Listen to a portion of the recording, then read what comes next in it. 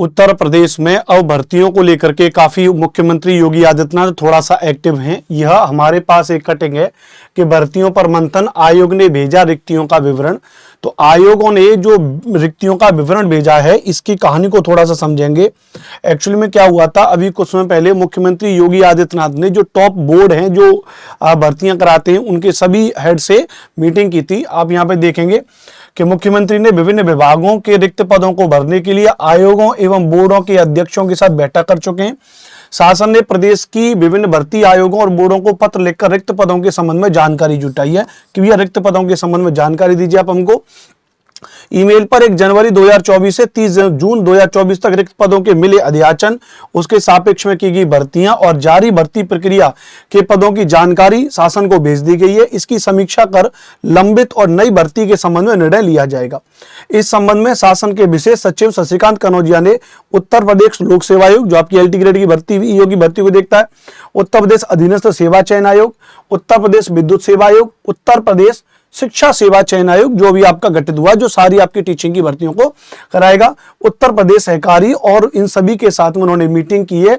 और इसको जब आप पूरे को पढ़ेंगे तो उन्होंने पूछा है कि कितने पदों पर अभी भर्ती प्रक्रिया चल रही है, कितने बताए गए हैं, टोटल कितने होने हैं, 31 दिसंबर 2024 तक, लास्ट साल के अंत तक कितने पदों पर कुल कितने विज्ञापन होने हैं, अलग अलग पदवार का विवरण सब मुख्यमंत्री योगी आदित्यनाथ जी ने मंगाया। प्लस यहाँ पे नीचे कहा गया कि बैकलॉग जल्द खत्म करने के साथ नई भर्ती को लेकर के तैयारी की जा रही है कि भाई जो भर्तियां पेंडिंग है, जैसे 2022 वाली आपकी टीजीटी पीजीटी की भर्ती पेंडिंग है, उन भर्तियों को कंप्लीट करो जल्दी से और नई भर्तियों को लेकर के आओ। तो ये मुख्यमंत्री योगी आदित्यनाथ ने यहाँ पे चीजों को किया है। इसके लिए यहाँ पे और कौन कौन सी भर्तियां हैं, तो मैंने यहाँ पे कहा है कि 31 दिसंबर 2024 तक विभागों की पूरी कंप्लीट रिपोर्ट्स भी आनी है। इसके अलावा जो भर्तियां हैं आपके लिए, जिसमें जो पद अभी खाली हैं, उसमें एक तो 6000 पद हैं आपके माध्यमिक शिक्षा विभाग में LT ग्रेड शिक्षक की भर्तियां खाली हैं। आपको पता है कि लास्ट 2018 में वैकेंसी आई थी LT ग्रेड की, और ये 6000 पद कम है। मेरे ख्याल से कम 10,000 से ज्यादा आपके पद खाली है LT ग्रेड के। तो यहां पे 10,000 पदों को हम LT ग्रेड के बारे में बात करेंगे। 350 राजकीय महाविद्यालयों में सहायक आचार्य की भर्ती खाली, यहाँ पे भी 350 पद कम है। कम से कम यहाँ पे 1000 प्लस भर्तियां होनी है, यहाँ पे इतने तो मिनिमम में ध्यान रखना। दूसरा 350 सहायक अभियंता, 200 प्रादेशिक सेवा सर्विस। इसके अलावा यूपी PCS में जुलाई से दिसंबर के बीच विभिन्न विभागों के लिए करीब 10,000 वैकेंसी और आएंगी, उन सबकी जानकारी यहाँ पर है। प्लस 45,000 हमारे बेसिक शिक्षा विभाग में भर्तियां होनी है। 8,000 आपके माध्यमिक शिक्षा विभाग में अध्यापक और प्रवक्ता ने TGT और PGT की भर्ती होनी है। अलग अलग डिपार्टमेंट में इतनी सारी भर्ती है, जैसे 3500 भर्ती आपके विभाग में सहायक आचार्य के लिए भर्ती होनी है। यहां पर ये डेटा 3500 वाला दे रखा है।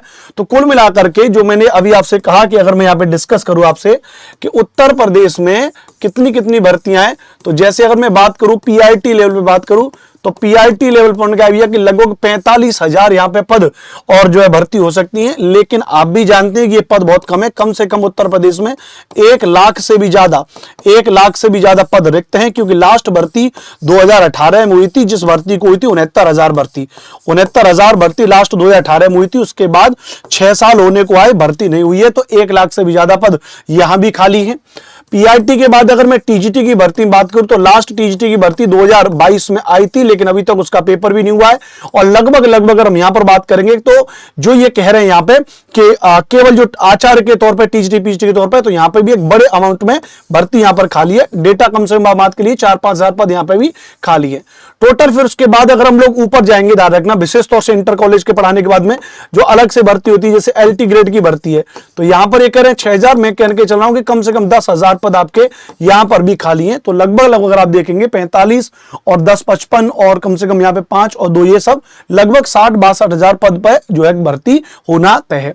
अब ये बात मैं नहीं कह रहा हूं कि भर्ती किस किस तरीके से होगी, यहां पर साफ उन्होंने कह दिया कि भैया इसको लो है कि बैकलॉग को जल्दी से खत्म करना है और साल के अंत में नई भर्ती भी लेकर के आनी है, कितने पदों पे भर्ती होनी है, ये सब ब्यौरा आपको दिया जाना है वहां पे।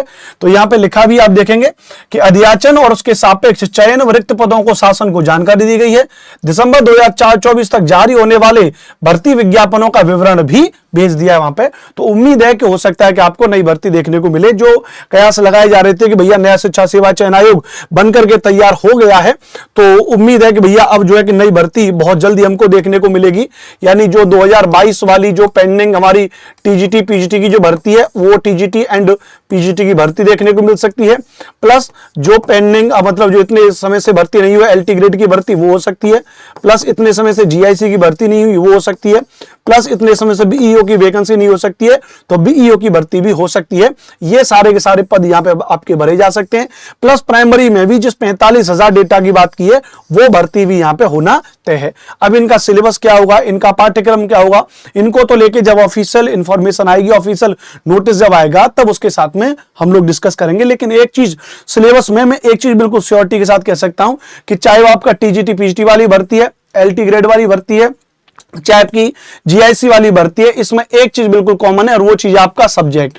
चाहे सब्जेक्ट के कम क्वेश्चन आए, चाहे सब्जेक्ट के ज्यादा क्वेश्चन आए, लेकिन ये बात तय है कि आपका सब्जेक्ट तो आएगा ही आएगा। तो जो जो आपका सब्जेक्ट है, ग्रेजुएशन में आप आर्ट्स बैकग्राउंड से हैं, सोशल स्टडीज बैकग्राउंड से हैं, आप साइंस बैकग्राउंड से हैं, आप जो भी आपके सब्जेक्ट हैं, आप उन सब्जेक्ट पर अपने को कमांड करिए, अपने सब्जेक्ट को पढ़िए। सोशल स्टडीज एसएसटी से हैं तो टीजीटी लेवल पे हिस्ट्री, ज्योग्राफी, पॉलिटी, इकोनॉमिक्स की एनसीईआरटी पढ़िए। पीजीटी लेवल पर जो आपका सब्जेक्ट है, हिस्ट्री है, ज्योग्राफी है, पॉलिटिकल साइंस है, इकोनॉमिक्स है, या जो भी और आपका सब्जेक्ट है, उस सब्जेक्ट को आप पीजीटी लेवल पर अपना पढ़िए। प्लस अब नया शिक्षा सेवा चयन आयोग जब बना था, जब उसकी पूरी कार्यप्रणाली बनाई गई थी, तो उन्होंने उसमें यह भी जिक्र किया था कि अब सब्जेक्ट के पेपर के साथ, यानी जो आपका सब्जेक्ट का पहले पेपर होता था उसके साथ में अब एक कॉमन पेपर भी होगा। कॉमन पेपर होगा जिसमें पेडागोजी वाला सेगमेंट ऐड होगा, ध्यान रखना, जिसमें आईसीटी वाला सेगमेंट ऐड होगा, जिसमें बेसिक रीजनिंग एंड मैथ्स वाला सेगमेंट ऐड होगा, जिसमें करंट अफेयर्स वाला सेगमेंट ऐड होगा, जिसमें बेसिक जीके जीएस वाला सेगमेंट ऐड होगा, प्लस जिसमें राज्य विशेष यानी जो आपका उत्तर प्रदेश है उसको भी ऐड किया जाएगा। तो आप इन सब्जेक्ट पर भी पढ़ते रहें।